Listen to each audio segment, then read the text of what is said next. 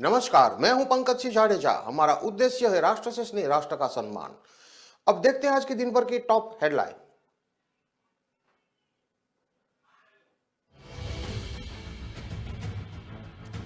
पिता ने डांटा तो बेटे ने खुद को मारी गोली।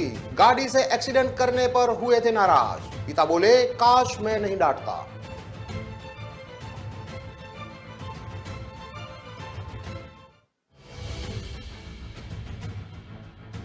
बैंक कर्मी सुसाइड केस का मुख्य आरोपी गिरफ्तार। कच्चे मकान में रहता था। बैंक में नौकरी के बाद बनवाया बंगला और खरीदी कार।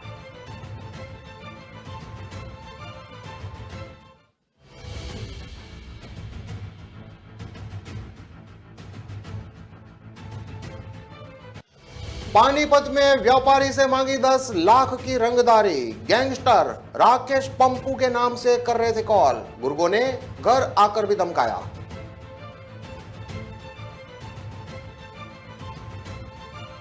गाजियाबाद में ऑटो चालक की मौत पर बवाल। परिजन बोले, एक्सीडेंट के बाद पुलिस पकड़कर ले गई और खूब पीटा।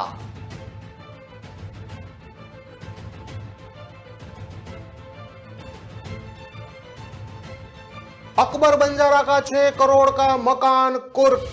शास्त्री नगर में पुलिस सीढ़ी लगाकर अंदर दाखिल हुई। अब तक 35 करोड़ की संपत्ति जब्त।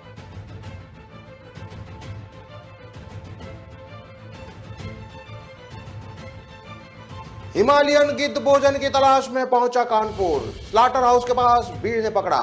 जू प्रशासन ने लिया कब्जे में।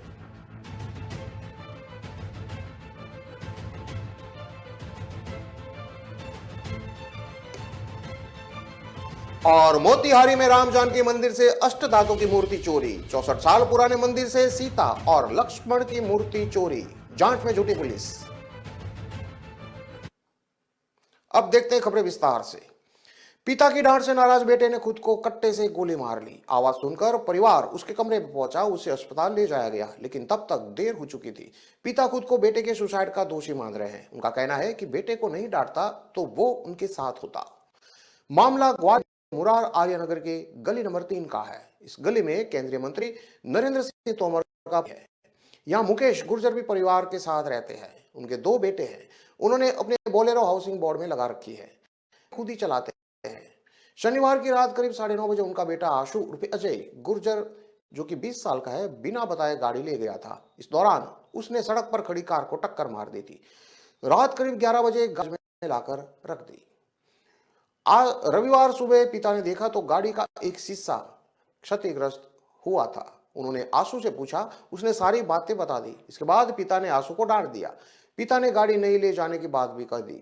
हालांकि उसने ये नहीं बताया कि कहां किस गाड़ी को टक्कर मारी है। पिता की डांट से नाराज हुए आशु कमरे में चला गया। थोड़ी देर बाद ही गोली चलने की आवाज आई। परिवार के लोग तुरंत आशु के कमरे में पहुंचे। यहां देखा तो कमरे में चारों तरफ खून फैला था। आशु भी खून से लथपथ जमीन पर पड़ा था। परिवार वाले तुरंत उसे अस्पताल ले गए, जहां डॉक्टरों ने उसे मृत घोषित कर दिया। घटना के बाद से गली में मातम पसरा है। आशु के पिता खुद को घटना का जिम्मेवार मान रहे हैं। उनका कहना है कि बेटे को नहीं डांटते तो आज वो जिंदा होता। आसपास रहने वालों ने बताया कि आशु गुस्से का तेज था। पिता की डांट के बाद गुस्से में आकर ही उसने सुसाइड किया होगा। आशु BA फर्स्ट ईयर का छात्र था। ये पता नहीं चल पाया है कि वह कट्टा कहां से लाया था। ASP क्राइम राजेश दंडोटिया का कहना है कि प्रारंभिक पड़ताल में पता चला है कि मृतक ने पिता की गाड़ी का एक्सीडेंट किया था। इसी के चलते पिता ने उसे डांटा था। आशंका है कि इसी के चलते उसने खुद को गोली मार ली हो। आशु के खिलाफ मुरार थाने में मारपीट के 2 मामले भी दर्ज है।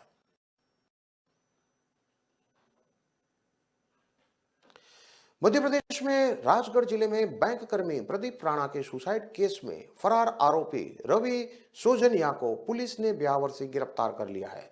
बैंक कर्मी ने रानीबाग तालाब में कूदकर जान दे दी थी। उसका शव शुक्रवार को मिला था। खिलचीपुर बैंक के कर्मचारी प्रदीप ने सुसाइड नोट छोड़ा था, जिसमें उसने अपनी मौत का जिम्मेवार सहकर्मी रवि सोजनिया को बताया था। सुसाइड नोट में अपना नाम लिखा होने की सूचना मिलते ही रवि फरार हो गया था। सुसाइड नोट पुलिस के हाथ लगने के बाद मृतक के परिजनों की शिकायत पर पुलिस ने रवि पर मामला कर उसे आरोपी बनाया था। परिजनों ने कुछ लोगों और लोग पर भी आरोप, जिनको लेकर जांच चल रही है। मामला दर्ज होने के बाद से फरार चल रहे आरोपी रवि को खिचलीपुर पुलिस ने रविवार रात को ब्यावर से गिरफ्तार कर लिया थाना प्रभारी रविंद्र चावरिया ने बताया कि रविवार को मुखबिर से सूचना मिली कि रवि ब्यावर में कहीं जाने के लिए खड़ा हुआ है। उसी दौरान पुलिस ने दबिश देकर आरोपी को घेराबंदी कर उसे हिरासत में ले लिया। पुलिस आरोपी को थाने ले आई और अब उसे पूछताछ की जा रही है। आरोपी को पकड़ने के लिए 4 थानों की पुलिस पिछले 3 दिनों से जगह जगह दबिश दे रही थी। मीडिया की पड़ताल में पता चला है कि आरोपी रवि सोजनिया का राजगढ़ की सेकंड गिरनार सिटी कॉलोनी में गेट के पास 2400 स्क्वायर फीट जमीन पर 2 मंजिला आलीशान बंगला है। से दूसरी मंजिल पर तो अभी भी काम चल रहा है। आरोपी ने घर में एसी भी लगा रखे हैं। इस मकान में आरोपी अपनी पत्नी और 2 बेटों के सहित माता पिता और एक छोटे भाई के साथ रहता है। रवि के पिता ओम प्रकाश सोजनिया राजगढ़ के बिरसा मुंडा चौराहे पर वेल्डिंग की दुकान चलाते हैं। खास बात यह है कि इतने आलीशान मकान में रहने वाला रवि और उसका छोटा भाई जिला सहकारी केंद्रीय बैंक में कंप्यूटर ऑपरेटर के पद पर पदस्थ था। लेकिन कुछ महीने पहले रवि को किसी कारण से बैंक से हटा दिया गया, जिसके बाद से वह बिना काम के घर पर रह रहा था। बैंक में काम करने के दौरान रवि का वेतन मात्र 15,000 रुपये महीना था। ऐसे में लोगों के मन में एक ही सवाल है कि 15,000 रुपये महीने के वेतन में कोई आदमी इतना आलीशान बंगला कैसे बना सकता है। मीडिया की टीम जब आरोपी रवि के घर पहुंची तो उसकी पत्नी घर के बाहर तो आई, लेकिन उसने कैमरे के सामने कुछ भी कहने से मना कर दिया। हालांकि वहां मौजूद रवि के पड़ोसियों ने बताया कि राजगढ़ में रवि के पास 2 मकान हैं, कार, बाइक और एक स्कूटी है। बैंक में काम करने से पहले उसके परिवार के पास कुछ नहीं था। तब उनके पास पूरा इलाके में एक कच्चा मकान था, लेकिन कोरोना काल के बाद इसकी स्थिति ऐसी बदली कि इसके पास सब कुछ आ गया। क्या पता ये सब कैसे हो गया। पुलिस की गिरफ्त में आने के बाद रवि खुद को बेकसूर बता रहा है। मीडिया से बातचीत में आरोपी रवि ने कहा कि मुझे जैसे ही पता चला कि प्रदीप राणा ने गुरुवार को तालाब में कूदकर सुसाइड कर लिया है और सुसाइड नोट पर मेरा नाम लिखा है, तब मैं डर गया और पुलिस के डर के कारण से घर से बाइक लेकर भाग निकला। सबसे पहले बाइक से ब्यावरा के सुठालिया रोड तक पहुंचा। वहां पहुंचने के बाद बाइक वहीं छोड़ दी और बस में बैठकर मैं विदिशा पहुंच गया ताकि मुझे पुलिस पकड़ ना सके। मेरे पास 2,500 रुपये थे। 2 दिन वहां रुकने के बाद मेरे पैसे खत्म हो गए। फिर मैं ब्यावर आ गया, जिसके बाद पुलिस ने मुझे गिरफ्तार कर लिया। वही जब रवि से पूछा गया कि 15,000 रुपये की नौकरी में एक आलीशान बंगला, 2 घर, कार और बाइक कहां से आई, तो रवि ने बताया कि मेरे पास एक पुराना घर है, गिरनार सिटी के समीप बना बंगला उसका नहीं, उसके पिता का है और उसके पास कोई कार नहीं है बल्कि एक बाइक है और वो बेकसूर है।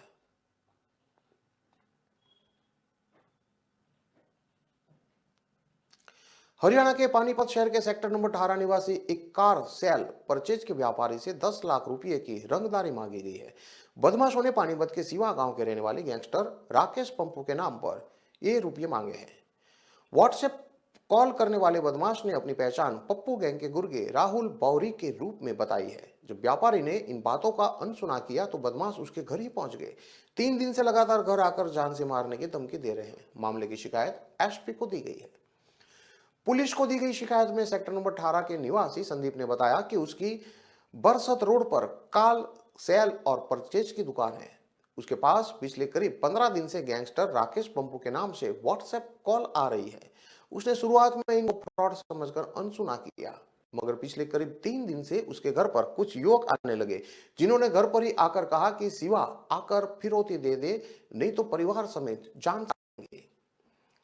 पीड़ित एसपी कार्यालय में बदमाश पहुंचे घर पे। पिछले 3 दिन से दिन दहाड़े और रात के समय कुछ युवक घर आ रहे हैं, जिसके बाद संदीप ने अपने सर्कल में इस बात में बातचीत की।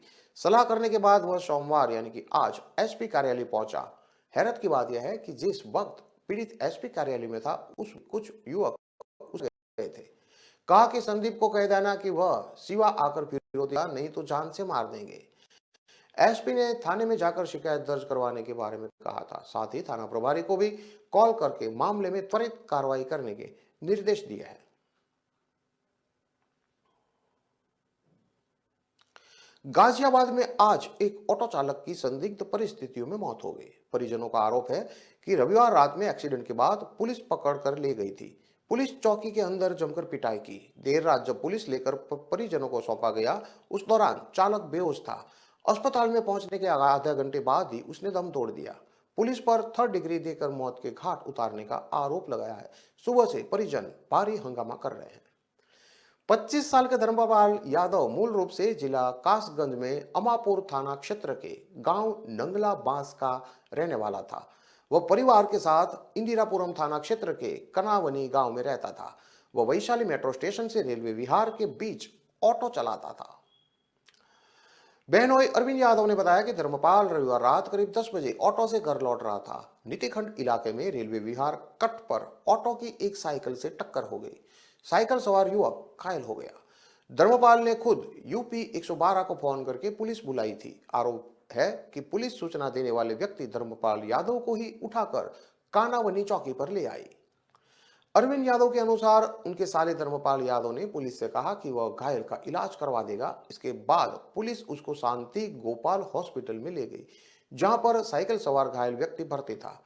आरोप है कि इमरजेंसी में ही पुलिस ने धर्मपाल को खूब पीटा। यह घटना सीसीटीवी में रिकॉर्ड बताई जा रही है। अरविंद यादव ने बताया कि हॉस्पिटल से पुलिस उसको फिर चौकी पर ले गई और वहां खूब पिटाई की गई। रात में 1:30 बजे कुछ पुलिस कर्मियों ने धर्मपाल के चचेरे भाई मुरारी यादव को फोन करके उसे ले जाने के लिए कहा। मुरारी का कहना है कि जब वो चौकी पर पहुंचा तो धर्मपाल यादव बेहोश पड़ा था, इसलिए वह उसको घर की बजाय शांति गोपाल हॉस्पिटल ले गए। यहाँ रात करीब 2 बजे धर्मपाल की मौत हो गई।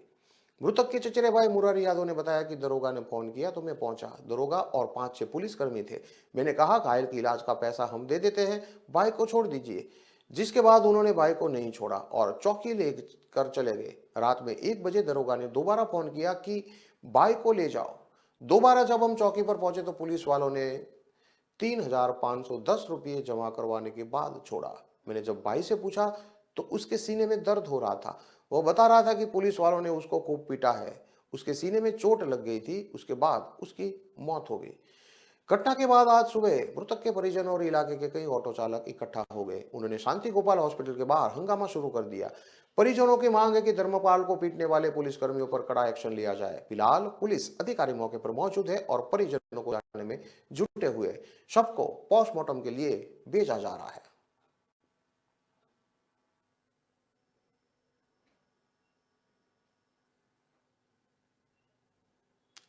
खबरों में लेते हैं अब एक छोटा सा विराम।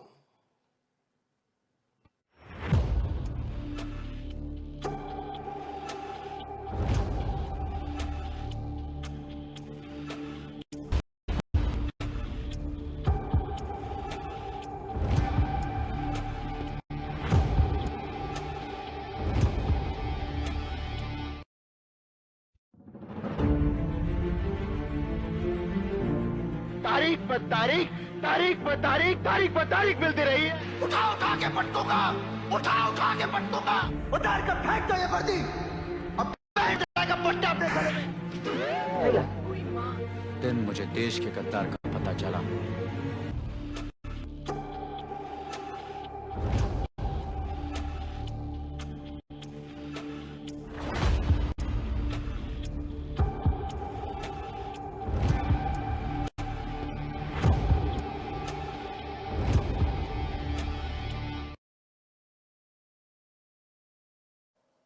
विराम के बाद एक बार फिर से आपका स्वागत है। अब देखते हैं आगे की और खबरें।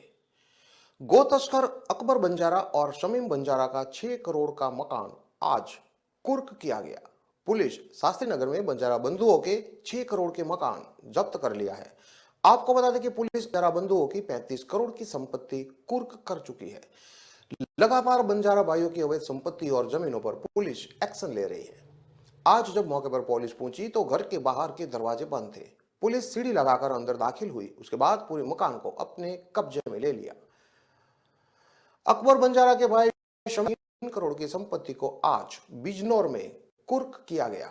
बिजनौर पुलिस मेरठ पुलिस के साथ मिलकर शमीम बंजारा की अवैध तरीके से अर्जित की गई जमीन को जब्त करेगी। बिजनौर के तहसील के औरंगाबाद गांव में शमीम बंजारा की 24 बीघा जमीन को कुर्क किया जाएगा। आपको बता दें कि बंजारा की लगभग 35 संपत्ति को पुलिस अब तक कुर्क कर चुकी है। अन्य संपत्तियों पर पुलिस लगातार जांच कर रही है। मेरठ में गो तस्कर शमीम बंजारा की 2 करोड़ की संपत्ति को भी पुलिस ने कुर्क किया। अंतरराष्ट्रीय गोवंश तस्कर अकबर बंजारा और सलमान 19 अप्रैल 2022 को असम में हुए एनकाउंटर में मारे गए थे। अकबर बंजारा पर असम में 2 लाख रुपए का इनाम घोषित हुआ था। गैंगस्टर एक्ट में पुलिस ने फलाबला थाने में दर्ज मुकदमे की विवेचना में अवैध संपत्ति हो ना पाया। शुरुआत में जांच में आया कि अंतरराष्ट्रीय गौ तस्करों ने अलग अलग जगहों पर करीब 300 करोड़ रुपए की संपत्ति अर्जित की है। अन्य संपत्ति की अभी जांच चल रही है।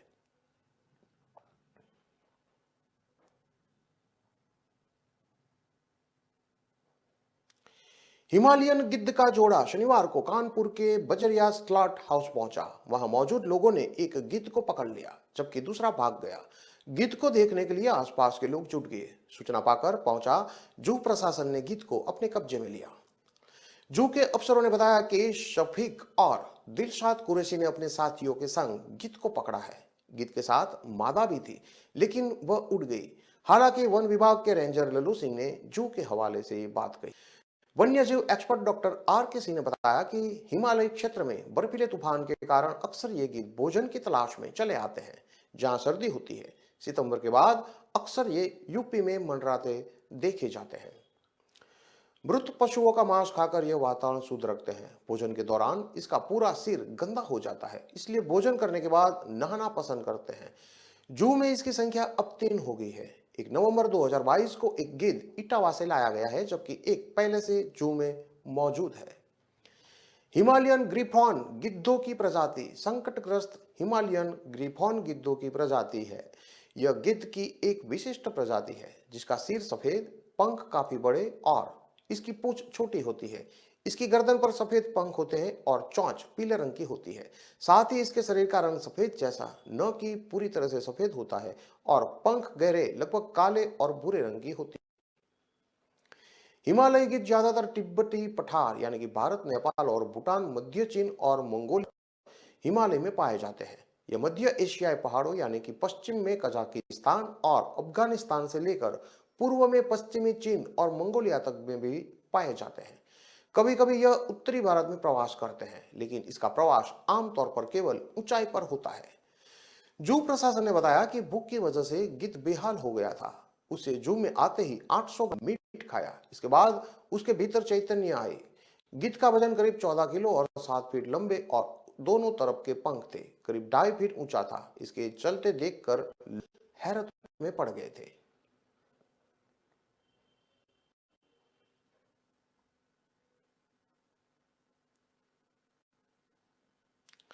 इस कड़ाके की ठंड में जहां लोग एक और घर में दुबके हैं, वहीं दूसरी ओर चोर भगवान की मूर्ति पर हाथ साफ कर रहे हैं। ताजा मामला मोतिहारी के सुगौली थाना क्षेत्र के उत्तरी मनसीधा पंचायत के खोड़ा गांव से आया है, जहां बीती रात अज्ञात चोरों ने राम जानकी मंदिर में चोरी कर सीता और लक्ष्मण जी का अष्ट धातु की मूर्ति चुरा कर ले गए। घटना की जानकारी तब मिली जब मंदिर का पुजारी सुबह उठकर पूजा करने के लिए मंदिर सफाई करने आया। देखा कि माता सीता और लक्ष्मण की मूर्ति गायब है, केवल राम जी अकेले हैं। सूचना गांव वालों को दी, जिसके बाद वहां पंचायत के मुखिया सहित अन्य लोगों की भारी भीड़ जमा हो गई और घटना की जानकारी सुगौली पुलिस को दी गई। बताया जा रहा है कि यह पर राम जानकी मंदिर काफी पुराना है। मंदिर को फिर से नया तरीके से बनाया जा रहा है। मंदिर में राम जानकी और लक्ष्मण का अष्ट धातु की 1 फीट की लंबी मूर्ति थी, जिसे अज्ञात चोर द्वारा चोरी कर लिया गया है। खोड़ा गांव में वर्ष 1958 में मंदिर का निर्माण हुआ था, जिसमें भगवान श्री राम, माता सीता और लक्ष्मण अष्ट धातु की मूर्ति स्थापित की गई थी। मंदिर का ढांचा जर्जर हो जाने के कारण उसका पुनर्निर्माण किया जा रहा है। मंदिर का गर्भगृह तैयार हो गया है, जिसमें मूर्तियां स्थापित की गई थी। जैसे ही घटना की जानकारी सुगौली थाना अध्यक्ष अखिलेश मिश्रा को मिली, वैसे ही घटनास्थल पर पहुंचकर चोरी की घटना का जांच शुरू कर दी। इस दौरान लक्ष्मण जी का मुकुट गिरा हुआ मिला, जिसे बरामद कर लिया गया है। चोरों की गिरफ्तारी के लिए टीम बनाकर छापेमारी की जा रही है।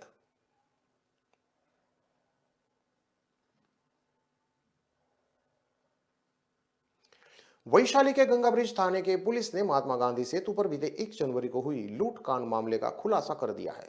साथ ही पुलिस ने अपराधी के पास से एक लूट की लैपटॉप और चोरी की बाइक के साथ एक देसी कट्टा और 2 कारतूस भी आरोपी के पास से बरामद कर लिया है। पुलिस ने लूटकांड में मामले का उद्भेदन कर राहत की सांस ली है। बताया गया है कि गंगा ब्रिज थाने के सादुल्लापुर अंतर्गत अरुण कुमार का पुत्र सूरज कुमार बाइक सवार पटना जा रहा था, जिससे अपराधियों के द्वारा महात्मा गांधी सेतु के पाया नंबर 22 के पास लैपटॉप, मोबाइल और अन्य कागजात लूट लिए गए थे, जिसका हाजीपुर गंगा ब्रिज थाना में प्राथमिकी दर्ज कराई गई थी। लूट की घटना को लेकर हाजीपुर गंगा ब्रिज थाने के पुलिस अधिकारी को चुनौती बन गई थी। कोई घटना को लेकर पुलिस ने ताबड़तोड़ कार्रवाई करते हुए पुलिस ने गंगा ब्रिज थाने के चक मोहम्मद चिश्ती गांव के रहने वाले रविंद्र राय के पुत्र दीपक कुमार को गिरफ्तार किया है। वहीं करीब पूछताछ के बाद उसकी निशानदेही पर सूरज कुमार का लैपटॉप, साथ ही एक चोरी की बाइक पुलिस ने बरामद कर लिया है। पुलिस ने अपराधी के पास से एक देसी कट्टा और 2 जिंदा कारतूस भी बरामद किए हैं। इस संबंध में गंगा थाना अध्यक्ष सुनील कुमार ने बताया कि बीते 1 जनवरी को महात्मा गांधी सेतु के पाया नंबर 22 के पास बाइक सवार एक युवक की कागजात, लैपटॉप, बैग छीन लिए गए थे। थाने में मामला दर्ज होने के बाद पुलिस टीम गठित कर उसकी गिरफ्तारी की गई एवं पूछताछ में पता चला कि लूट की घटना को अंजाम दीपक कुमार ने दिया है। उन्होंने बताया कि आरोपी को जेल भेज दिया गया है।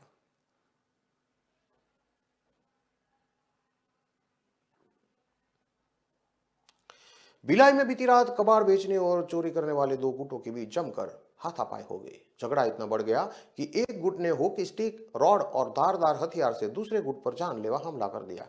इसमें 2 लोगों की मौत हो गई। मरने वालों में एक कुछ दिन पहले ही चोरी के केस में जेल जा चुका है।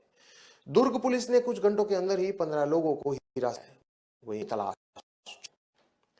सीएसपी छावनी प्रभात कुमार ने बताया कि इंडस्ट्रियल एरिया में चोरी करने और कबाड़ी का काम कर 2 चोर गिरोह के बीच झगड़ा हुआ था। इसमें पहला ग्रुप सूरज चौधरी और मनोज चौधरी का था और दूसरा ग्रुप राहुल और संतोष यादव का था। ये लोग इंडस्ट्रियल एरिया में रात में चोरी करते थे, इसके बाद उसे कबाड़ की आड़ में बेच देते थे।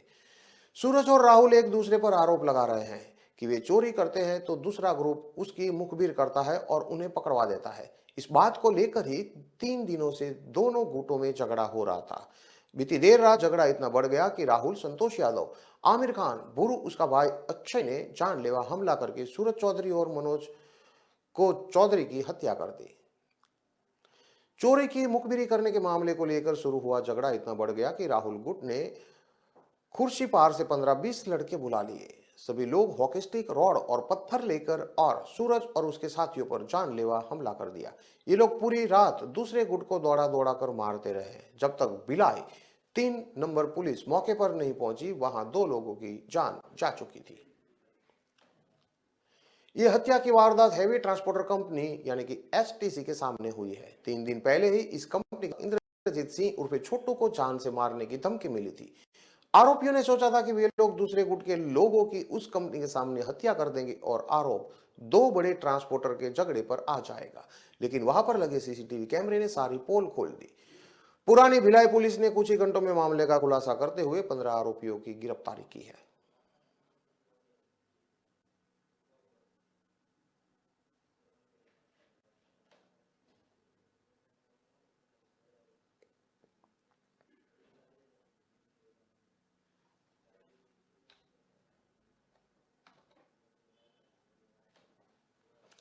इन सभी खबरों को विस्तार से पढ़ने के लिए आप हमारे वेबसाइट का भी प्रयोग कर सकते हैं। हमारा वेब का पता है www.kalamkartavya.com। हमारी कलम ही हमारा कर्तव्य है के उद्देश्य के साथ खबरों को आप राष्ट्र प्रथम के साथ देखते रहिए। नमस्कार।